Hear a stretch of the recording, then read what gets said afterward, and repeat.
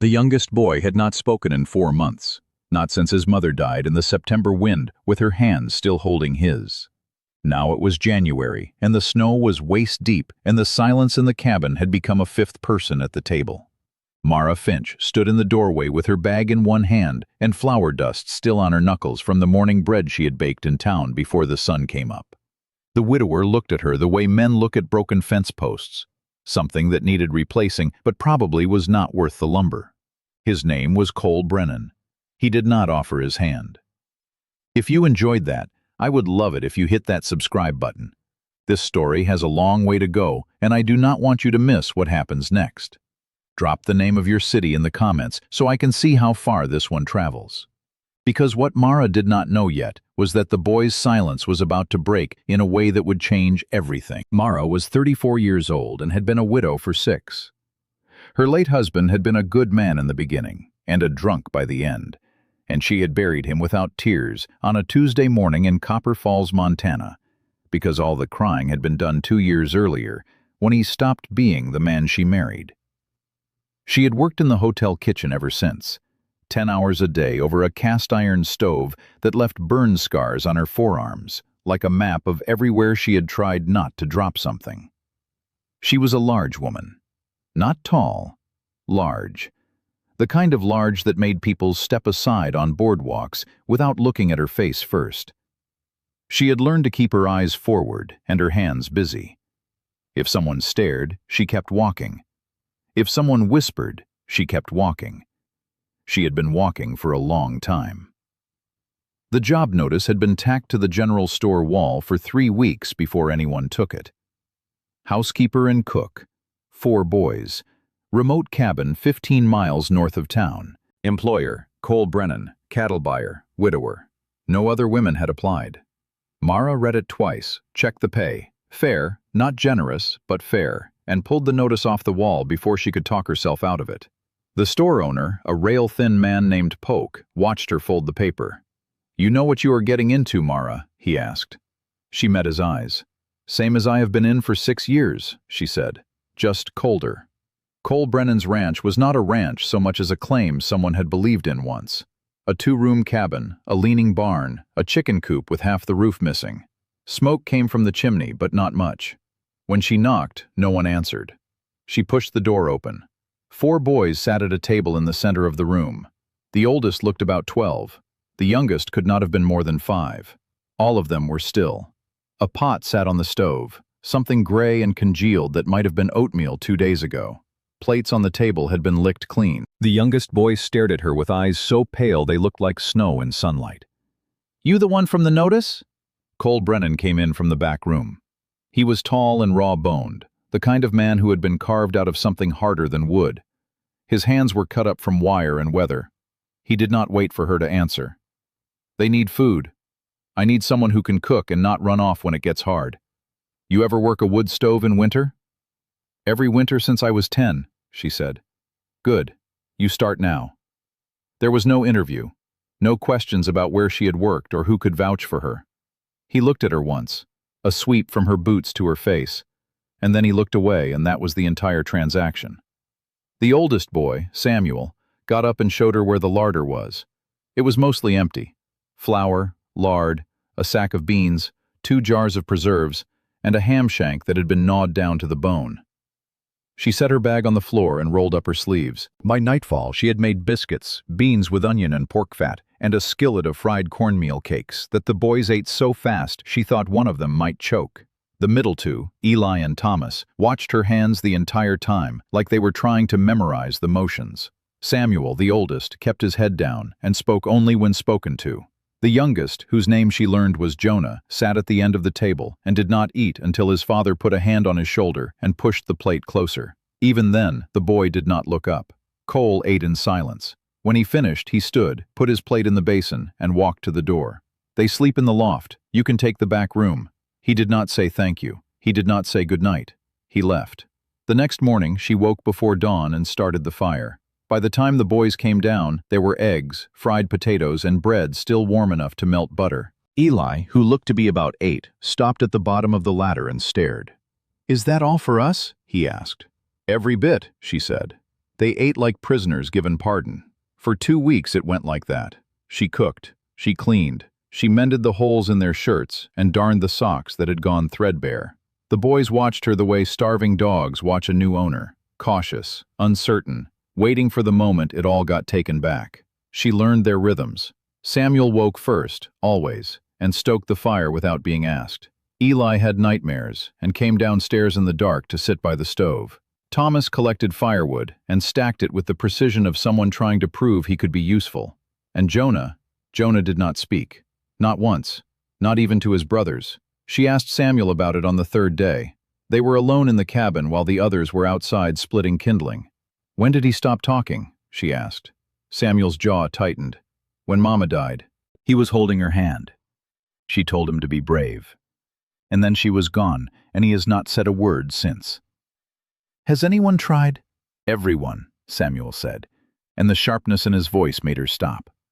"The doctor, the preacher, my father, everyone. He just won't." That night she made dried apple cobbler with a crust so light it fell apart when you touched it. The smell filled the cabin, cinnamon and sugar and butter going brown at the edges. She served it warm. The boys ate in silence, but it was a different kind of silence. Not the silence of grief, the silence of something close to joy. Jonah ate 2 helpings. When he finished, he looked up at her. His pale eyes were wet. He did not speak, but he reached across the table and put his small hand on top of hers. She did not move. No one else moved either. The boy's hand stayed there for 5 full seconds. Then he pulled it back, climbed down from his chair, and went upstairs. Samuel stared at his plate. Eli wiped his eyes with his sleeve. Thomas looked at her like she had just pulled a nail out of his chest. Cole was standing in the doorway. She had not heard him come in. He was looking at the table, at the empty bowls, at his sons, at the place where Jonah's hand had been. He opened his mouth, closed it. Then he turned and walked back outside. The next afternoon, Cole came in from the barn and set a wooden box on the table. It was small, plain, and latched with a bent nail. He did not look at Mara. He looked at the box. "This was hers," he said. "She kept it by the bed. I have not opened it since." Mara did not touch it. "I do not know what to do with it," he said. His voice cracked on the last word. She waited. The wind outside was pushing against the north wall, the same sound that must have been there every night for the past 4 months, while he sat alone in a house full of boys who could not help him. "You do not have to know," she said quietly. "You just have to keep it." He looked at her then, really looked. Not the way he had the first day. The way someone looks at a person when they realize the person has been seeing them the entire time. "You staying?" he asked. "As long as you need me," she said. He nodded once, picked up the box, and put it back on the shelf above the stove where it would stay warm. A week later, Cole came back from town with a man Mara recognized. Henry Kane, a cattle broker with a ranch twice the size of Cole's claim and a reputation for knowing everyone's business. He looked at the cabin, at the neat rows of firewood, at the curtains Mara had mended, and then at Mara herself. His mouth twisted. "This the one you hired?" Kane said. "She is," Cole said. "Huh." Kane leaned back in his chair, boots up on the porch rail. "I heard you were desperate, Brennan, but I did not think you were that desperate." The air went cold. "She know how to cook or just how to eat?" Kane said, louder now, grinning like he had just told the funniest joke in Montana. Cole stood up so fast his chair tipped backward. "Get off my land." "Easy, easy," Kane said, hands up, still grinning. "Just saying what everyone in town is thinking. You got 4 boys in there, and you bring in a woman who—" "I said get off my land." Kane stood, shook his head. "Suit yourself, Brennan. But when you come into town next week to sell that stock, do not expect a fair price. Not after this." He walked to his horse, mounted, and rode off without looking back. Cole stood in the doorway. His hands were shaking. Not from fear, from something else. He looked at Mara. She was standing by the stove with a wooden spoon still in her hand. She had heard every word. She did not look away. "He is wrong," Cole said.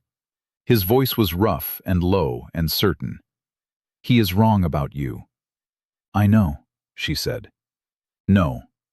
He stepped inside, closed the door. The boys were upstairs, and the cabin was warm, and the light from the stove made shadows on the walls. "I do not think you do. You came here when no one else would. You fed my boys. You made this place feel like a home again. And that man has no idea what it takes to do that. None of them do." She set the spoon down. "You do not have to." "I do." He crossed the room and stopped 3 feet from her, close enough that she could see the scar on his jaw, and the gray starting at his temples, and the exhaustion in every line of his face. "When Jonah put his hand on yours, I knew. I knew you were the one who was going to bring him back. And I was right." "He still has not spoken," she said softly. "He will," Cole said. "Because of you. Not because of me. You." Something broke open in her chest. She had spent 6 years walking past people who looked through her like glass. And here was a man who saw her so clearly it hurt. "Thank you," she whispered. He nodded, then he reached out, slowly, carefully, like he was asking permission without words, and took her hand. He did not let go. That Sunday, Cole drove the wagon into Copper Falls with Mara beside him and all 4 boys in the back. It was market day, and the street was full. When they pulled up outside the general store, people stopped, stared, whispered. Mara felt the old reflex rising, head down, keep walking. But Cole stepped down from the wagon and offered her his hand. She took it. He did not let go when her boots hit the dirt. Henry Kane was standing outside the saloon. He saw them, and his grin came back. "Well, well, Brennan brought my housekeeper," Cole said, loud enough for the entire street to hear. "The woman who has kept my boys alive this winter. The best cook in this county. And if any man here has a problem with that, he can say it to my face right now." No one moved. "I thought so," Cole said. He walked her to the store entrance, tipped his hat to the women on the boardwalk who were pretending not to watch. "Miss Finch has some shopping to do," he said. "And I would appreciate it if you all showed her the respect she deserves." Polk, the store owner, came outside. He looked at Mara, then at Cole, then back at Mara. "Afternoon, Miss Finch," he said, and there was something close to admiration in his voice. "What can I get for you today?" She bought flour, sugar, coffee, and a sack of dried apples. When she came out, the boys were waiting by the wagon. Samuel had a small smile on his face. Eli was practically bouncing. Thomas was pretending not to care, but his eyes were bright. And Jonah was standing next to his father. He looked up at Mara, opened his mouth, and for the first time in 4 months, he spoke. "Are you staying forever?" he asked. The street went silent. Mara knelt down so she was eye level with him. "Do you want me to?" Jonah nodded. "Papa said you make the house warm again." She looked up at Cole. He was staring at his son with an expression she could not name. Then he looked at her, and she saw it. Everything he could not say in front of the entire town, but wanted to say anyway. "Then I am staying," she said. Jonah smiled.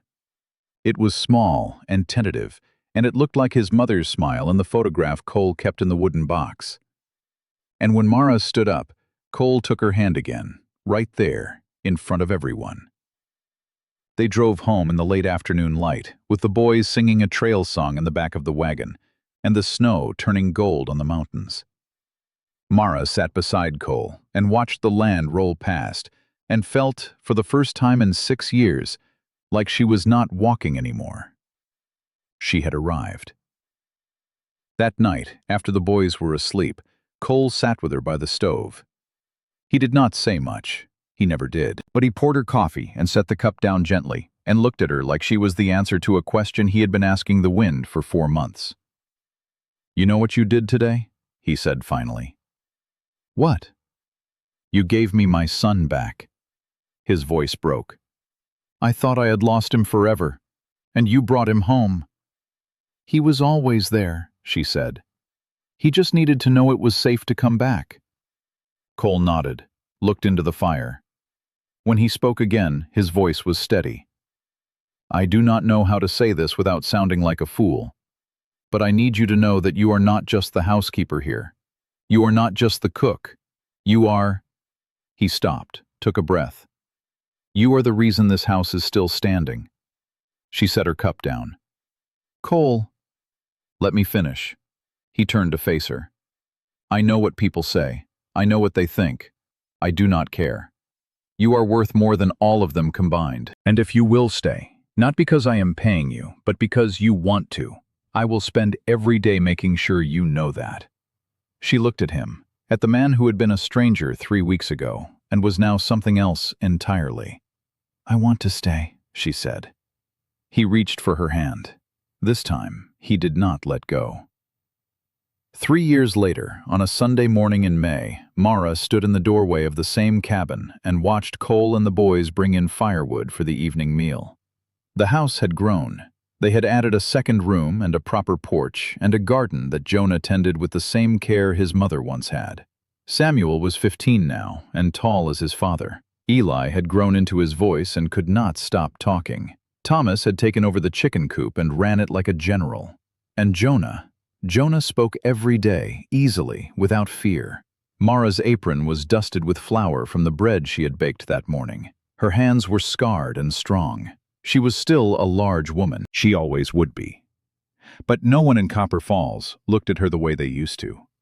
Because Cole Brennan had made it clear, in every possible way, that she was his. And that meant something. When Cole came up the steps, he kissed her forehead without breaking stride. Smells good, he said. It always does, she said, smiling. He grinned. Rare, but real. That is the truth. That night, after the meal, Jonah asked her to tell the story again, the one about the day he spoke for the first time. She told it the way she always did.